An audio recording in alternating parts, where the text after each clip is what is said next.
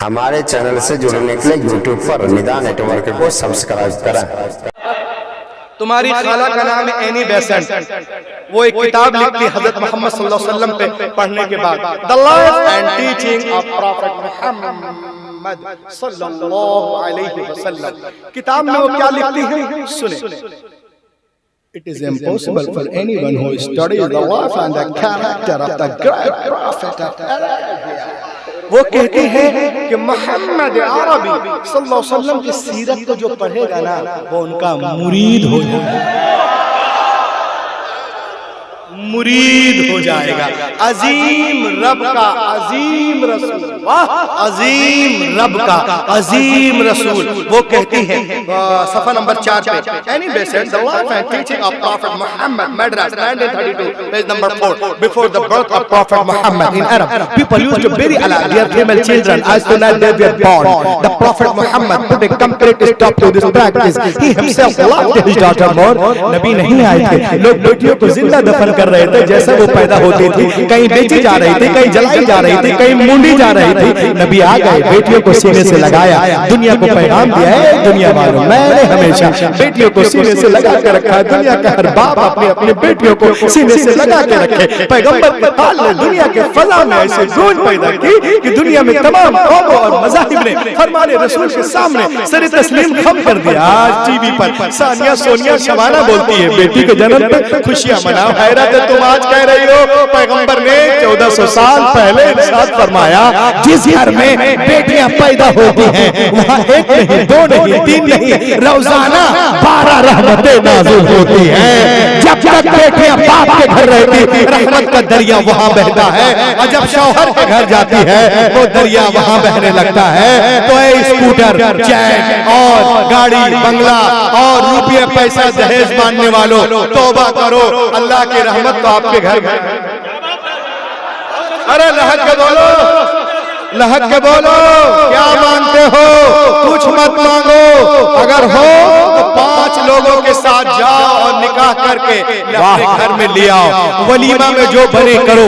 जो लोग आज बारात ले जाते हैं और बोलते हैं हाँ शमसुद्दीन साहब जी हम लोग 300 लेके 300 बाराती आएंगे, एक जरा भी कोई तकलीफ नहीं होनी चाहिए। अबे तेरी बाप की जिम्मेदारी।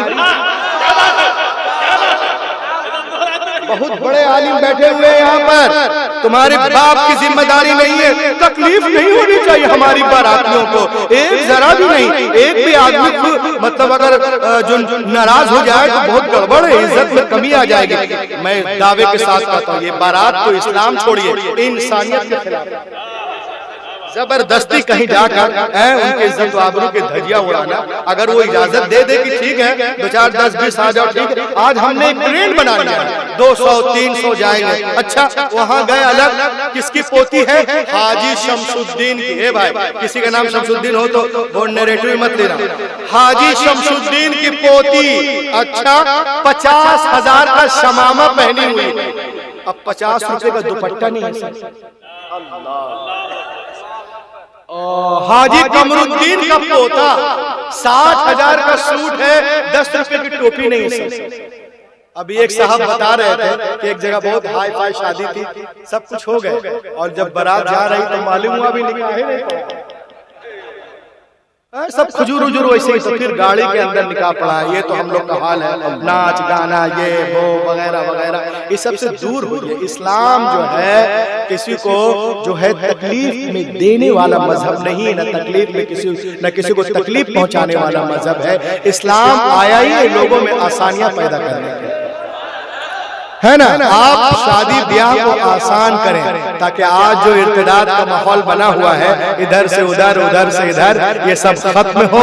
और जिनकी बेटियां घरों में हैं, पड़ी हुई हैं, अल्लाह के करम से आप लोग कोशिश करें फटाफट रिश्ते जाएं, देखें कि लड़का नमाजी है कि नहीं, देखें लड़की पढ़ी लिखी है कि नहीं। आजकल लड़कियां गोल्ड मिस्ट्री के मेडल के हुए, MA MPhil, उनसे पूछिए क्या नाम है, बोलती है आयशा। अच्छा सूरा यासीन याद है? सूरा यासीन याद नहीं, अर्रहमान नो ये भी याद नहीं। बताइए कम से कम कुछ तो। अच्छा आयशा किनका नाम था ये भी याद नहीं। तो हम जरूरत है अपनी बेटियों को जो हम पढ़ा रहे हैं गुलशन आरा, इतना छूट ना दे के वो गुलशन यादव हो जाए। हाँ, इसीलिए मदरसे खोले गए हैं कि अपने बच्चों को जो है आप दीन में रखें इंशाअल्लाह। लोग कहते हैं इस्लाम does not respect of women, मैं कहता हूँ औरतों को छोड़ो, बच्चियों को देखो। मेरे ये मदीने की सरजमीन है, सहाबा का झुरमुट है, पैगंबर कायनात दरमियान में तशरीफ फरमा है, मेरे मुस्तफा की गोद में छोटी सी बच्ची है। नबी ने इरशाद फरमाया, ओ मेरे मानने वालों सुनो, मेरे गोद में जो छोटी सी बच्ची है ना, यतीम गरीब बच्ची है, मैं चाहता हूँ मेरे मानने वालों में से कोई इस बच्चे को ले ले, उसकी परवरिश करे। सिद्दीक अकबर ने चाहा हम ले ले, फारूक आजम ने चाहा हम ले ले, उस्मान गनी ने चाहा हम ले ले, शेर खुदा ने चाहा हम ले ले। आज किसी का बेटी हो जाए तो मुंह लटक जाता है। जनाब तलहा ने चाहा हम ले ले, जुबैर ने चाहा हम ले ले, बिलाल ने चाहा हम ले ले। सबसे हाथ पैगंबर की तरफ उठते जाए, या रसूल अल्लाह हमें दे दिया। हुजूर नबी मोहतरम एक सहाबी से फरमाते, सुनिए इस बच्चे को आप ले लीजिए। उन्होंने खुशी खुशी लिया, आंखों में पेशानी को चूमा, उसके बाद उनके आंखों से आंसुओं के कतरात बहने लगते हैं। बहता हुआ आंसुओं का धारा नबी ने देखा।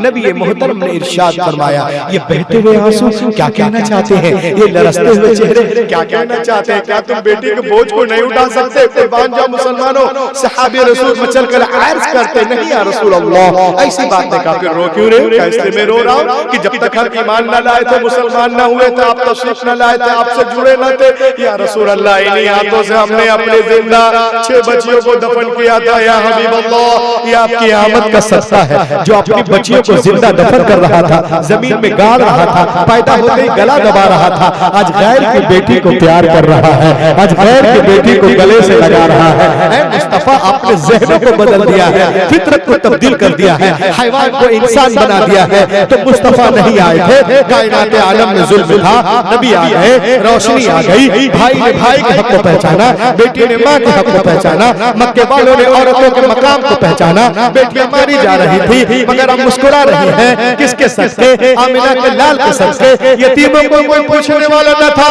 मगर अब दस्ते शफकत है, किनके सदके? आमिना के लाल के सदके। विवाहों को लोग अभागन अभागन कह रहे थे, भागन भागन, हुजूर आ गए, सुहागन सुहागन सुहागन बन रही है, किनके सदके? आमिना के लाल के सदके। वाजिदपुर वालों तुम भी कहो, दलसिंह सराय वालों तुम भी कहो, समस्तीपुर वालों तुम भी कहो, पटना में कहो, दिल्ली में कहो कि अगर 15 अगस्त को हिंदुस्तान आजाद हुआ है तो 12 रबीउल अव्वल के दिन सारा जहान आजाद हुआ है। 15 अगस्त को लोगों को किसी आजाद हुए हैं तो 12 रबीउल अव्वल शरीफ के शुभ शादी के वक्त जिसमें ही नहीं वल्लाह रूहें आजाद हुई हैं, आत्माएं आजाद हुई हैं मुस्तफा के।